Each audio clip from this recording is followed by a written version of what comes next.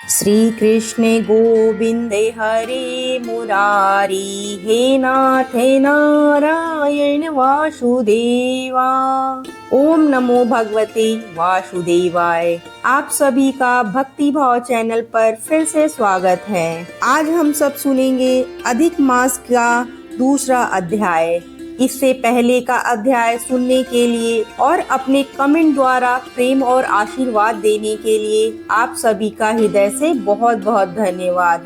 कथा प्रारंभ करने से पहले मैं आपको बता दूं, हमारे चैनल पर अब तक ज्येष्ठ मास महात्म्य के जितने भी अध्याय आपने सुने हैं, उनके आगे का अध्याय अब आप अधिक मास समाप्त होने के बाद सुन सकेंगे। साथ ही आप हमारे चैनल पर अधिक मास के स्नान की सभी पावन कथाओं का श्रवण करेंगे। तो आइए अब श्रद्धा और भक्ति के साथ आज की कथा का शुभारंभ करते हैं। इससे पहले की कथा में आपने जाना था कि सैनक आदि 88,000 ऋषियों से पूजित होने के बाद जब श्री सुखदेव जी आसन पर विराजमान हुए, तब उनके पश्चात जो कुछ भी हुआ उसका अद्भुत वर्णन अब आप सभी सुनिए। सैनक आदि ऋषियों के पूछने पर श्री सूत जी बोले।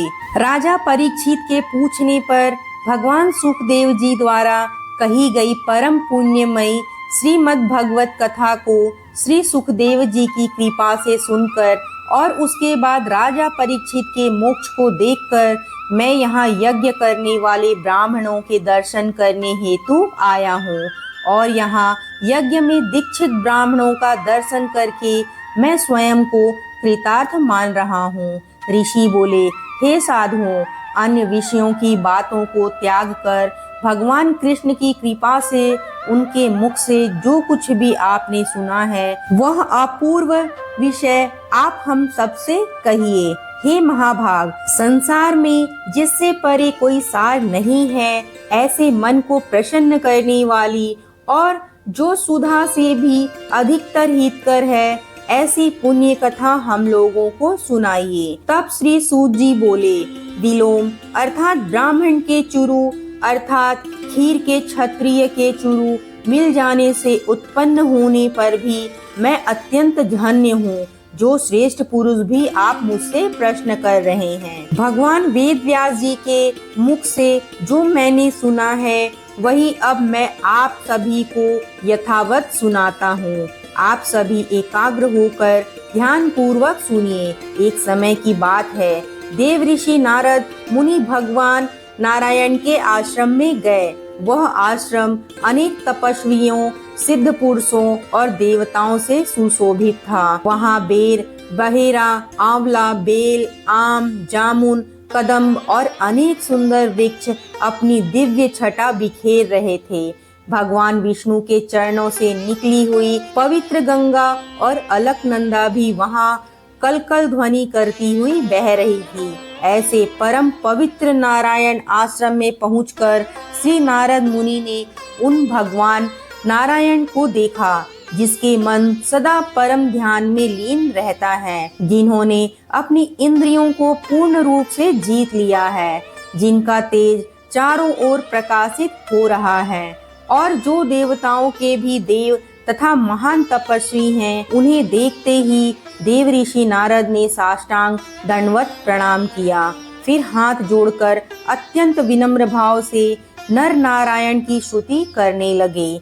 नारद जी बोले, हे देवों के देव, हे जगन्नाथ, हे कृपा के सागर, हे सत्य स्वरूप प्रभु, आप सत्यव्रती हैं, सत्यपरायण हैं, सत्यात्मा हैं और सत्य से ही प्रकट हुए हैं। आपको बारंबार नमस्कार है। मैं आपकी शरण में आया हूँ। आपका जो तप है वह संपूर्ण प्राणियों की शिक्षा के लिए और मर्यादा की स्थापना के लिए है। यदि आप स्वयं तपस्या ना करें तो कलयुग में जैसे एक व्यक्ति के पाप करने से पूरी पृथ्वी डूबती है, वैसे ही एक व्यक्ति के पुण्य से संपूर्ण पृथ्वी तर जाती है। इसमें तनिक भी संदेह नहीं है। पूर्व काल में सतयुग आदि में यदि एक व्यक्ति पाप करता था तो सभी पापी हो जाया करते थे। उसका प्रभाव समस्त समाज पर पड़ता था। परंतु कलयुग में केवल वही व्यक्ति अपने पापों का भागी बनता है। यह सब आपके तप के प्रभाव से ही संभव हुआ है। नारद जी आगे बोले, हे भगवान, कलयुग में अधिकांश प्राणी विषय वासनाओं में आसक्त है। उसका मन स्त्री, पुत्र और गृहस्थ जीवन में ही लगा रहता है। ऐसे प्राणियों का कल्याण कैसे हो और मेरा भी थोड़ा सा हित किस प्रकार हो? ऐसे प्राणियों का हित करने वाला जो हो और मेरा भी थोड़ा सा कल्याण हो, ऐसा विषय विचार करके केवल आप ही कहने के योग्य हैं। इसी विचार से मैं ब्रह्मलोक से यहाँ आपके श्री चरणों में उपस्थित हुआ हूँ। आप ही उपकार प्रिय श्री विष्णु हैं, ऐसा वेदों में वर्णित है। इसलिए लोक उपकार के लिए कथा का सार इस समय आप सुनाइए। अतः लोक कल्याण के लिए आप इस समय ऐसी दिव्य कथाएं सुनाइए जिसके श्रवण मात्र से मनुष्य निर्भय होकर मोक्ष पद को प्राप्त कर लेता है। इस प्रकार देवऋषि नारद के मधुर वचन सुनकर भगवान नारायण अत्यंत प्रसन्न हो उठे। उनके मुखमंडल पर आनंद की दिव्य मुस्कान खिलने लगी। फिर उन्होंने संपूर्ण लोकों को पवित्र करने वाली पुण्यमयी और मोक्ष प्रदान करने वाली कथा का आरंभ किया। श्री नारायण बोले, नारद, मैं अब तुम्हें उस परम पवित्र कथा का वर्णन करता हूँ जो गोपियों के मुख कमलों के रस का आस्वादन करने वाले रसिकों के शिरोमणि वृंदावन बिहारी व्रजपति आदि पुरुष भगवान श्री कृष्ण की महिमा से युक्त है, जो भगवान सृष्टि की रचना, पालन और संहार करने वाले हैं। उनके दिव्य कर्मों का पूर्ण वर्णन भला इस पृथ्वी पर कौन कर सकता है। फिर भी मैं तुम्हें पुरुषोत्तम मास महात्म्य की वह अद्भुत कथा सुनाता हूँ जिसे सुनने मात्र से मनुष्य के जीवन के सभी दुख दूर हो जाते हैं। हे नारद, यह कथा केवल कथा नहीं है, बल्कि यह स्वयं भगवान की कृपा का स्वरूप है।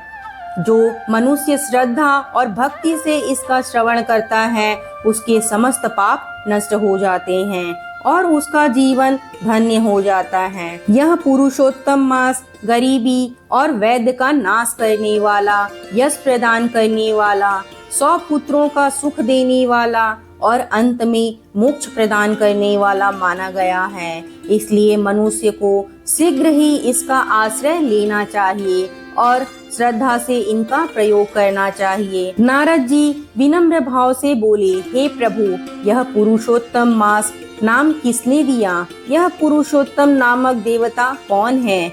इसका महात्म्य क्या है? यह इतना अद्भुत और दुर्लभ क्यों कहा गया है? कृपया करके मुझे इसका विस्तार पूर्वक वर्णन सुनाइए। सूत जी बोले, श्री नारद जी के ऐसे मधुर वचनों को सुनकर भगवान नारायण अत्यंत प्रसन्न हुए। फिर पुरुषोत्तम मास में अपना मन पूरी तरह श्रद्धा से लगाकर वे इस प्रकार कहने लगे। पुरुषोत्तम यह मास का जो पवित्र नाम पड़ा है, वह भी एक विशेष कारण से युक्त है।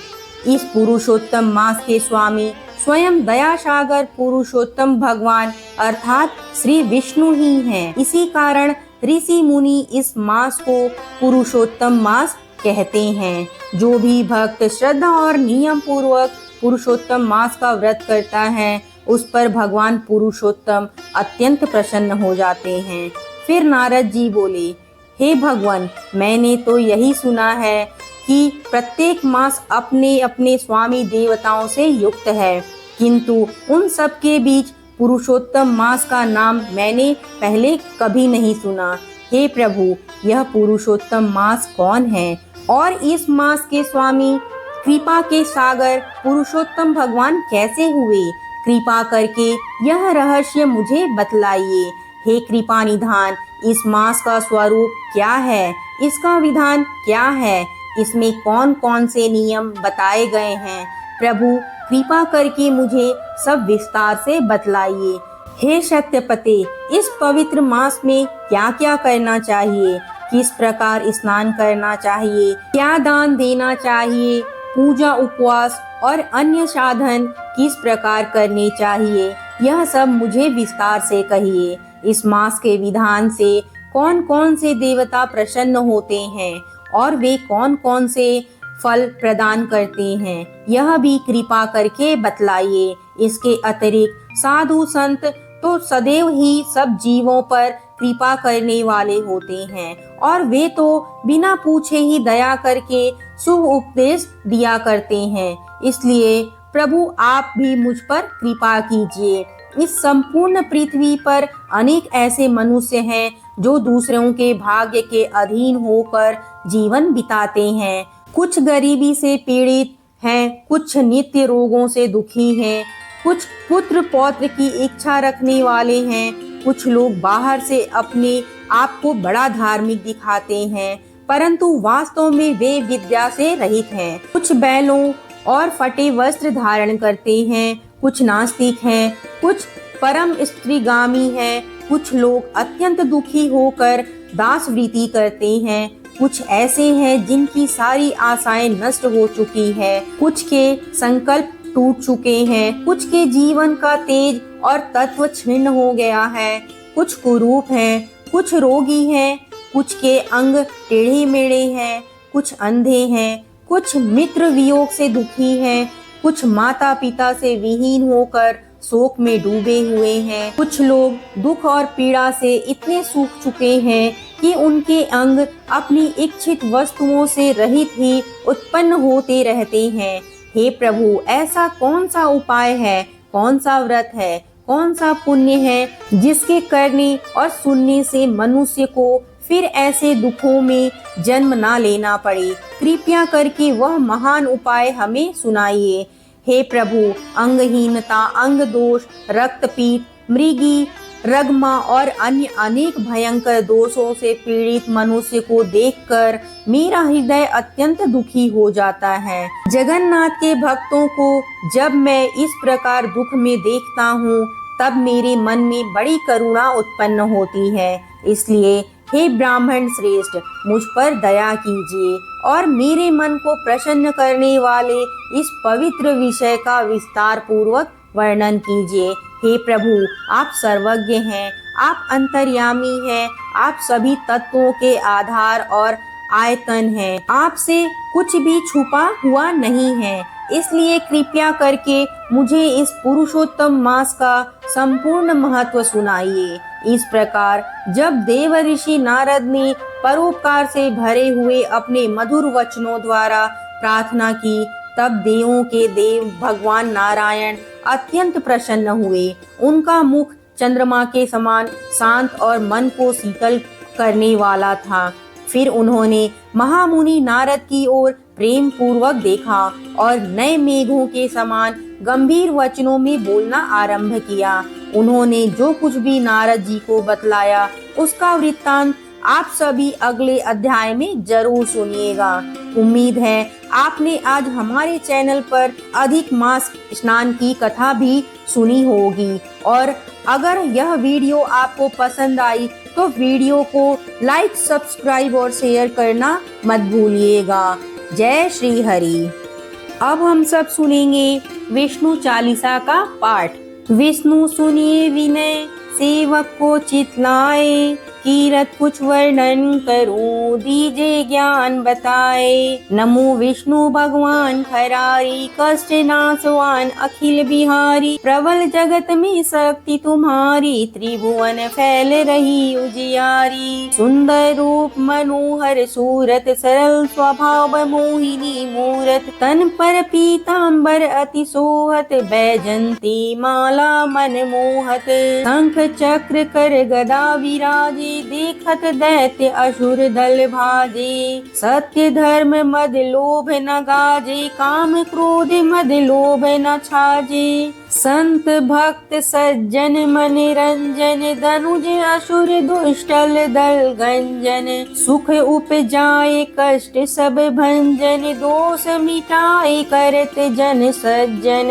पाप काट भव सिंधु उतारण, कष्ट नाश वार भक्त उबार। कारण, करत अनेक रूप प्रभु धारण, केवल आप भक्ति के कारण, धरणी धेनु बन तुम ही पुकारा, तब तुम रूप राम का धारा, भारे उतारे असुर दल मारा, रावण आदि को संगारा, आप वराह रूप बनाया, हिरणा को मार गिराया, धर्म मत्स्य तन सिंधु बनाया, 14 रत्नन को निकलाया, अमिलख असुरन द्वंद मचाया, रूप मोहिनी आप दिखाया, देवन को अमृत पान कराया, असुरन को छवि से बहलाया, कूर्म रूप धर सिंधु मंझाया, मंद्राचल गिरि तुरंत उठाया, शंकर का तुम फंद छुड़ाया, भस्मासुर को रूप दिखाया, वेदन को जब असुर डुबाया, कर प्रबंध उन्हें ढूंढवाया, मोहित बन कर खल ही नचाया, उस ही कर से भस्म कराया, असुर जलंधर अति बलदाई, शंकर से उनकिन्ने लड़ाई, हाथ पार शिव सकल बनाई, किन्न सती से छल खल जाई, सुमिरन किन्न तुम्हें शिव रानी, बतलाई सब विपत कहानी, तब तुम बने मुनीश्वर ज्ञानी, वृंदा की सब सुरति भुलानी, देखत तीन धनुज शैतानी, वृंदा आए तुम्हें लिपटानी, हो स्पर्श धर्म क्षति मानी, हना असुर उर शिव शैतानी, तुमने ध्रुव प्रहलाद उबारे, हेना कुश आदिक खल मारे, गणिका और अजामिल तारे, बहुत भक्त भव सिंधु उतारे, हरहु सकल संताप हमारे, कृपा करहु हरि सिर जनहारे, देखहु मैं निज दर्श तुम्हारे, दीन बंधु भक्तन हितकारे, चाहत आपका सेवक दर्शन, करहु दया अपनी मधुसूदन, जानू नहीं योग्य जप पूजन, होय यज्ञ श्रुति अनुमोदन, शील दया संतोष सुलक्षण, विदित नहीं व्रत बोध विलक्षण, करहु आपका किसी विधि पूजन, कुमति विलोकत होत दुख भीषण, करहु प्रणाम कौन विधि सुमिरण, कौन भांति में करहु समर्पण, सुर मुनि करत सदा सेवकाई, हर्षित रहत परम गति पाई, दीन दुखियन पर सदा सहाई, निज जन जान लेव अपनाई, पाप दोष संताप नशाओ, भव बंधन से